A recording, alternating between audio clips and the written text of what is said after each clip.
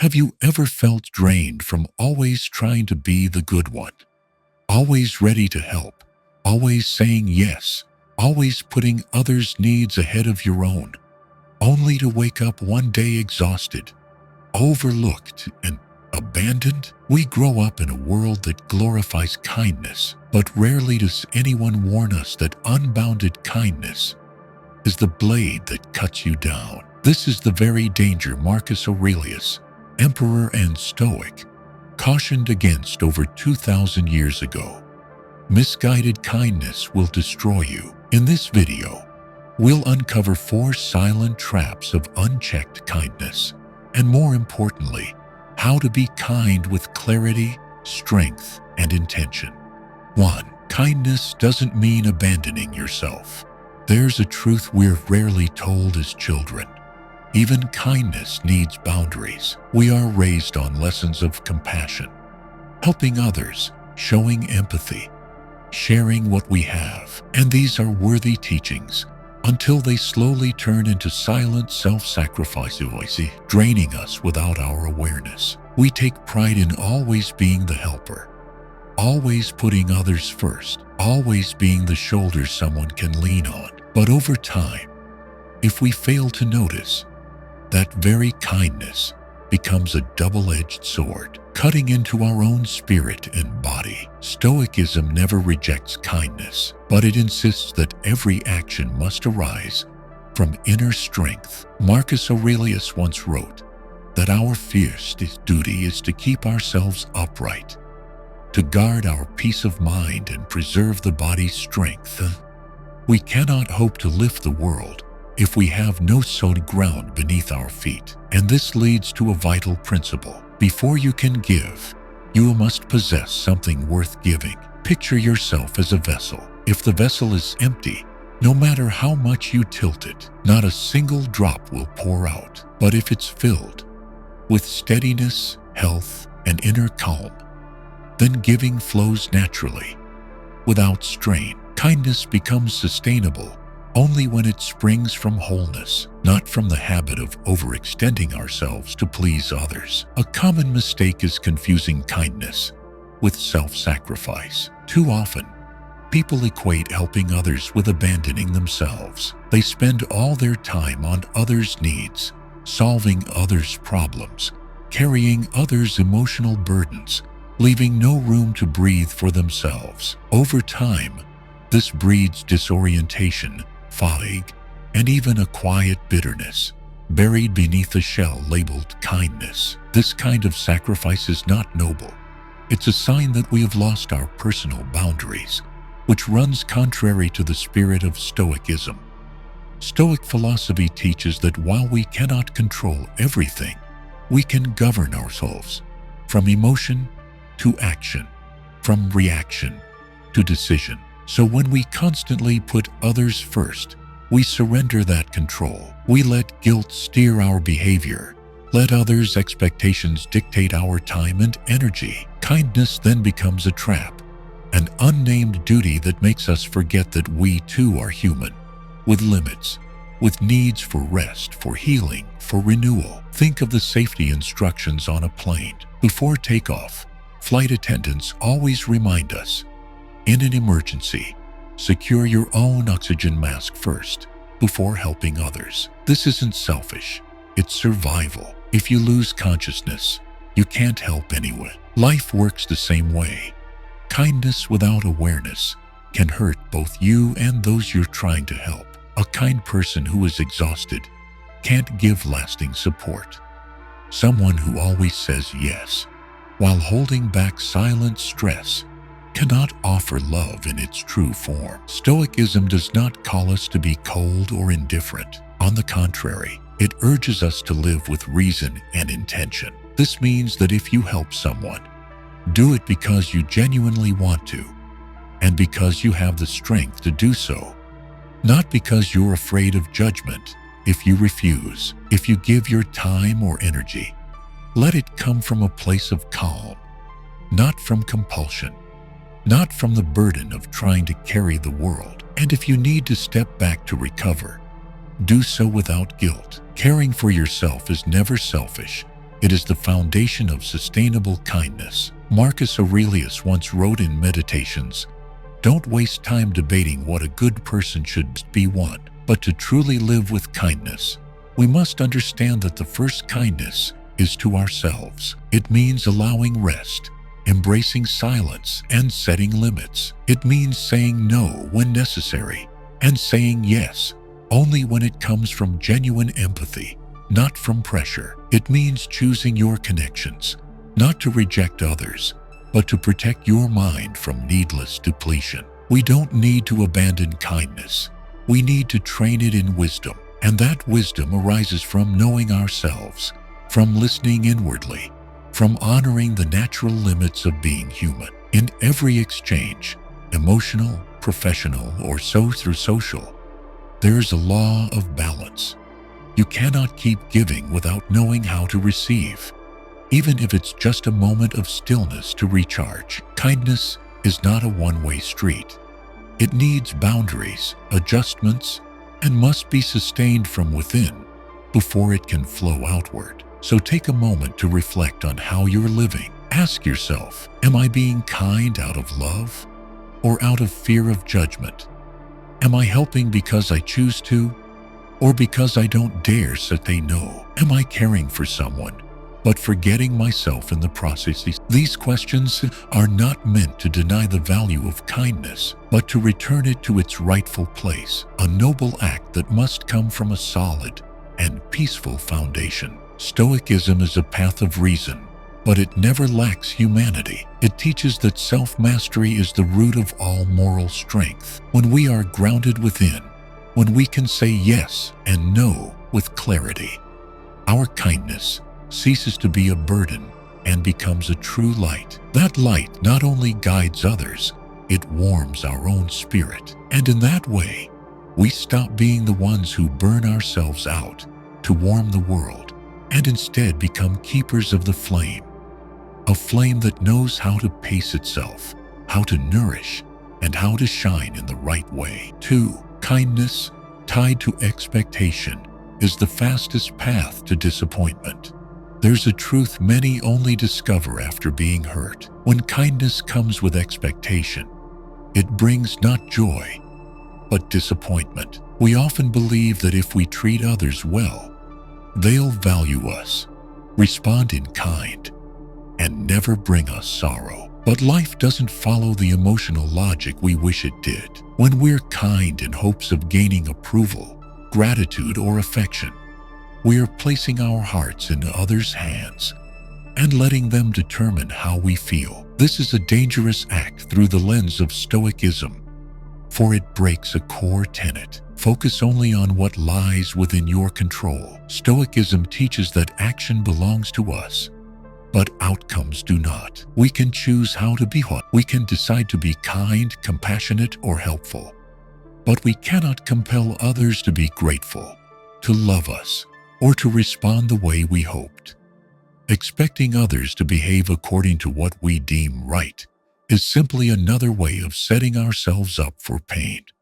Every time we give with a silent hope lingering beneath the surface, it ceases to be pure kindness. It becomes an unspoken transaction that, when unmet, weighs the soul down with disappointment. Stoic philosophy doesn't teach emotional detachment, but emotional freedom. A free person acts on their values, yet doesn't let emotions depend on external reactions. When you do something good, do it because you believe it's right, not because you expect a reward. Stoic reason is like a gardener, one who plants seeds because it is the right thing to do, fully knowing that not all seeds will sprout, and not all seasons will yield abundance. The joy of the gardener lies not in the harvest, but in the very act of planting with purpose in the present moment. The issue isn't with kindness. It lies in our emotional attachment to the outcome of that kindness. We easily slip into disillusionment after offering our best to someone, only to receive indifference, coldness, or even betrayal in return. These wounds cut deep because they strike at our sense of worth. But from a Stoic perspective, Such pain merely unmasks the illusion that life abides by an emotional equation of fairness. Human life is neither fair nor predictable. We cannot make someone love us just because we love them first, nor can we demand that others value us simply because we once helped them through hardship. Such expectations create a mental snare where we become trapped in thoughts like, they should have, or they were supposed to. That is why Stoicism encourages us to act as though results no longer matter. Be kind as if no one will ever notice. Give without needing acknowledgement. Offer help without waiting for thanks. Only then does kindness arise from strength, from character, from the maturity of the inner self. One who can smile after giving without receiving has reached emotional sovereignty. They don't need applause or gratitude to affirm their worth, because they have already embodied that worth through their actions. If someone constantly expects a return, they will live in continual disappointment, not because the world is cruel, but because they created a false standard for others' behavior. Those expectations breed a cycle of emotional turmoil, hurt, anger, discouragement, and mistrust. Over time, they retreat, grow cynical, and may stop helping anyone at all. In that way, kindness, meant to be a source of light, turns into the root of inner darkness. And that happens when kindness is chained to expectation. Instead, aim for unconditional kindness, not in the blind sense, but in the deliberate one. We know exactly what we're doing, why we're doing it, and we choose that act as an expression of character, not as a bid for approval. Kindness becomes a patent choice, a reflection of who we are, not a tool to gain affection or acceptance. And once we act from that place, things like disappointment or hurt lose their grip on our minds. Stoicism is the journey of building inner strength, so the outside world no longer shakes us. When someone fails to appreciate your kindness, instead of anger, you simply smile and remind yourself, I've stayed true to what I believe. When a good deed goes unnoticed, you still feel at peace, because you never did it to be noticed. When you are rejected or treated unfairly despite your efforts, you don't fall apart, because your worth was never built on someone else's reaction. However, being kind without expectation doesn't mean allowing others to take advantage of you. Stoicism also emphasizes boundaries. We must stay alert to recognize unhealthy relationships. But once you've chosen to help someone, do it with a clear heart. When the act is done, let it be done. Don't let your mind spiral into thoughts like, will they remember what I did? Do they appreciate it? Will I ever get something in return? Such questions, once they arise, slowly erode the original joy and turn noble acts bitter or numb. That's why the Stoic lesson here is not only how to be kind, but how to be free. Free from expectation, free from unwanted reactions, free from needing gratitude to justify your actions. When you reach that state, you'll feel a deep calm where kindness is no longer a burden, but the natural extension of a liberated soul. 3. Without boundaries, kindness becomes a trap you set for yourself. Kindness is a noble quality, but like anything in excess, when it crosses reasonable limits, it backfires. We are often encouraged to live kindly, to help others, to open our hearts, but rarely are we warned that without clear boundaries, that same kindness becomes a burden, a trap of our own making. In many cases, unchecked kindness becomes the very reason we are exploited, depleted, and even lose others' respect. Not because others are inherently bad, but because we don't know when to stop. Stoic philosophy, even thousands of years ago, recognized this with clarity. Thinkers like Marcus Aurelius and Seneca didn't oppose kindness, they honored it. But they also warned that every action, no matter how virtuous, if not guided by reason, leads to unintended harm. When we constantly respond to others' needs without considering whether it's reasonable, necessary, or timely, we throw ourselves off balance. And in that imbalance, kindness ceases to reflect virtue. It becomes a sign of weakness, or worse, a loss of direction. One reason kindness easily becomes a trap is that it creates a default in others' minds. When you're always the one who says yes, always available, always helpful, people stop seeing it as your choice and start seeing it as your duty. You become the person who's supposed to, and the first time you say no, they react with irritation or even anger, not because you're wrong, but because you've conditioned them to believe you have no limits. And that's the real problem. Not with them, but with how you've defined your place in the world. In reality, when you're overly kind without boundaries, you unintentionally attract the wrong people. Those who avoid responsibility, who lean on others, who seek a way out of their own duties. They see you as an endless resource, someone they can keep taking from without ever giving back. Even when you're tired, you smile. Even when you have your own problems, you put them aside to help with theirs. Even when you're emotionally drained, you listen for hours to the same stories, and then you wonder why you feel hollow, exhausted, and even unappreciated. That's when you've fallen into the trap of limitless kindness. It doesn't happen overnight.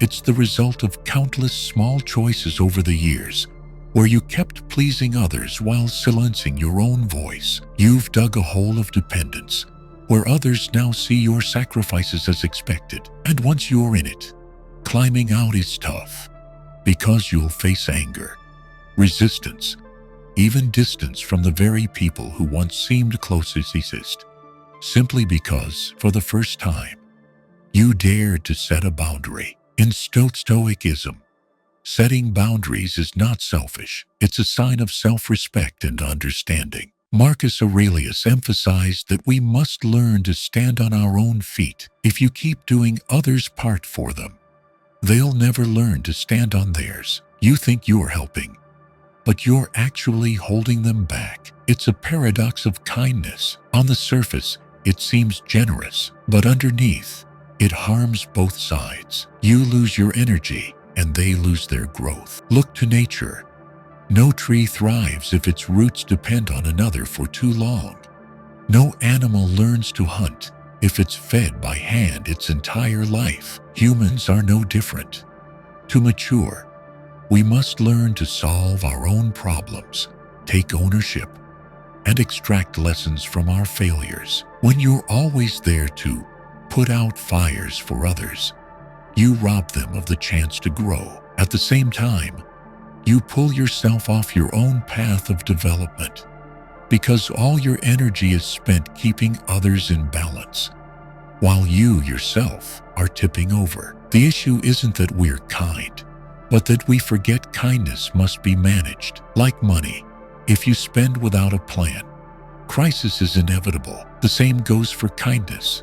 If you give without discernment, ignore your limits, and fail to distinguish between true support and being used, the cost isn't just exhaustion. It's a slow erosion of trust in yourself and in people. Stoicism doesn't ask you to become hard, but it does demand clarity. Sometimes the kindest thing you can do for someone is to say no, not because you don't care, but because you care in the right way. You understand that if you keep rescuing them every time they stumble, they'll never learn to rise on their own. And if you keep saying yes while your heart whispers no, it won't be long before you lose who you are. Setting boundaries is an act of courage. It requires accepting that not everyone will be pleased by your shift. But once you understand the value of inner peace, you realize that others' discomfort is never more important than your emotional sustainability. Boundaries help you reshape relationships, revealing who truly respects you and clearing away the ones built on convenience or dependence. Kindness, when bounded, becomes a guiding light. It won't burn you out or lead you astray, but will allow you to direct your energy with intention to the right people, at the right time, in the right way. But without boundaries, it becomes a slow fire consuming you from within, reducing you to a shadow of yourself and turning your relationships into codependence instead of healthy support. So don't hesitate to draw clear lines. Don't fear saying no when it's necessary. Don't believe that failing to meet someone's expectations means you're wrong. On the contrary, it's a sign you're growing, living with purpose, and learning to protect your own worth. Stoicism teaches that self-mastery begins with mastery over the self, and part of that is knowing when it's time to stop. 4. Uncontrolled kindness can lead to being undervalued. Kindness is one of humanity's highest virtues, but what few dare to admit is that when kindness lacks control, is misplaced, or has no clear boundaries, it not only loses its value, it invites disrespect. One of life's bitterest paradoxes is this: the more unconditionally kind you are, the more you try to please others at all costs, the more you risk being seen as weak, easily manipulated, someone who can't say no, and in time, you begin to lose your worth in others' eyes. In Stoic thought, living ethically also means guarding your dignity. Kindness without inner strength, without reason, without self-respect, will eventually be taken for granted. A person who always says yes, always tolerates, always gives regardless of their own condition, ceases to be a symbol of goodness and becomes a tool for others' convenience. And in society's eyes, tools have no identity, no voice, and no need to be respected. We often believe that the more kind we are, the more others will love us, be grateful, and cherish our presence. But the truth is often the opposite. When kindness has no limits, when you are always willing without question, it quickly becomes expected, assumed a duty. And suddenly, when you're too drained to give more, when you finally need care, it's often those who benefited most from your kindness who turn away first, not out of malice, but because you never taught them to respect you.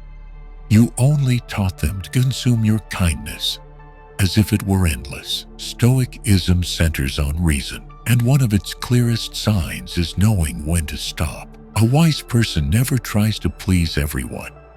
They know that approval from others should never be the goal. When kindness is tied to the desire to be accepted, loved, or praised, it loses its purity and becomes a plea for validation. And once people sense that, they stop respecting you because you've based your worth on their reactions. Nothing erodes credibility faster than the inability to say no. Someone who can't refuse is seen as lacking a spine, easily swayed. In others' eyes, kindness no longer reflects compassion, but weakness, lack of resolve, and absence of boundaries. Over time, people's requests will grow more unreasonable, their tone more dismissive, and your standing in the relationship will deteriorate, often without you noticing. Stoicism urges us to live by inner values, not fleeting emotions or external expectations. That means when you help someone,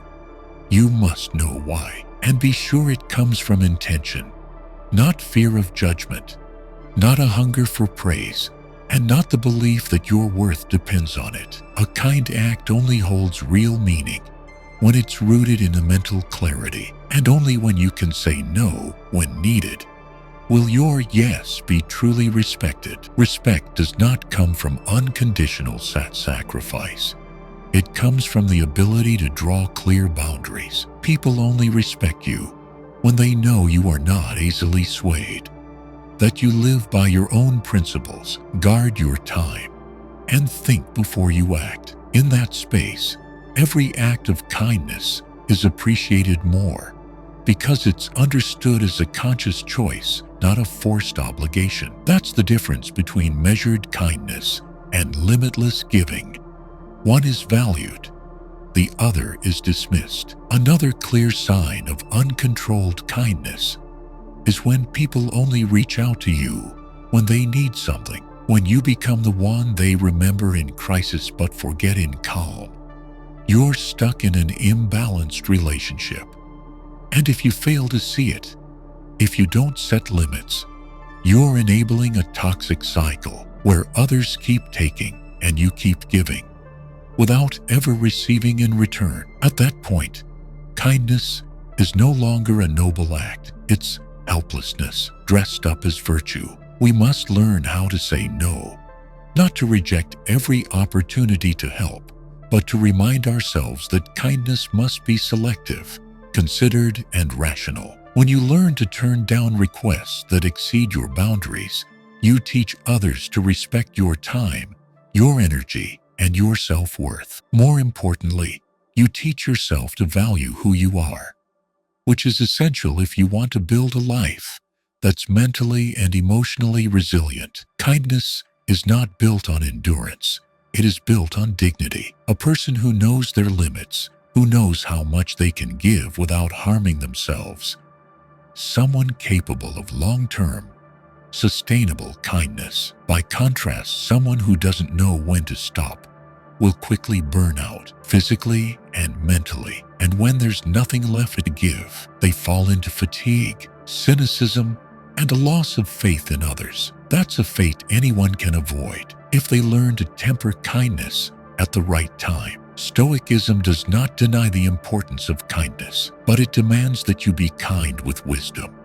Not as someone who lacks limits. Live like a fire under control, warm enough to comfort others, never wild enough to consume yourself. Live like a steadfast tree, knowing when to extend your branches and when to pull back to preserve your roots. And above all, live like someone who understands that your worth is not defined by what others think of you, but by how you treat yourself. If there is one thing Stoicism has profoundly changed in me, it's the way I understand kindness and personal boundaries. I used to believe that being a good person meant always being available, always helping, always showing up whenever someone needed me. But over time, I realized that this constant giving left me exhausted, emotionally vulnerable, and fragile in my relationships. Without boundaries, I didn't just lose time and energy, I unintentionally allowed others to devalue my worth. Since practicing Stoicism,